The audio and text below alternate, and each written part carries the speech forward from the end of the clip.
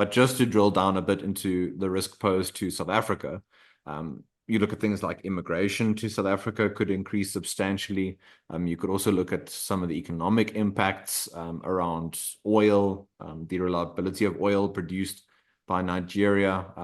What can you tell us about some of the implications for Nigeria and South Africa, I think specifically? Yeah, so this will be quite a domino effect.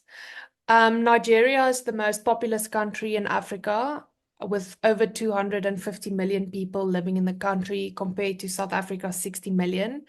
And recently, Nigeria has also overtaken South Africa as the biggest economy in Africa.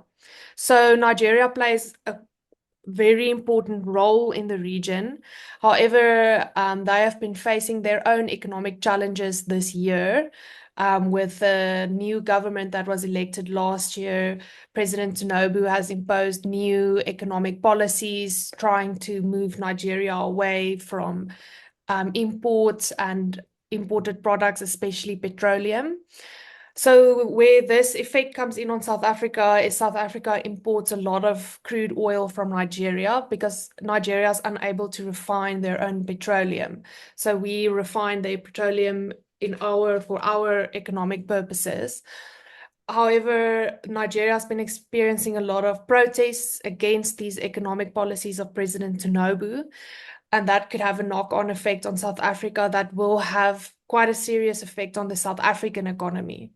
So apart from the crude oil and South Africa's imports from Nigeria, Nigeria has also Nigerians are quite a ethnic group that has increased their immigration to South Africa.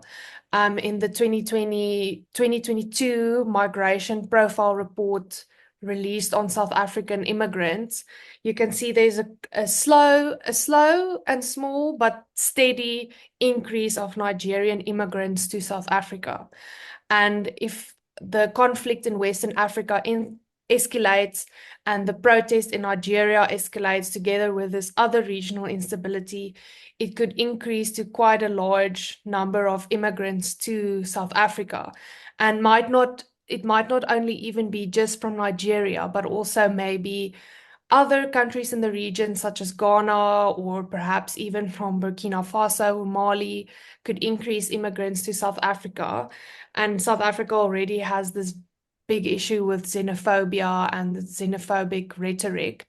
And then also to just drill down to another aspect, if regional instability is to increase, there might be an expectation from South Africa to send the South African National Defence Force to this region. However, as we have seen with the Congo and recent media reports about the South Africans' efficacy of sending military support to other African countries, the SANDF is well out of their depths and have been struggling to enforce rule of law, as well as other dramas that have been happening.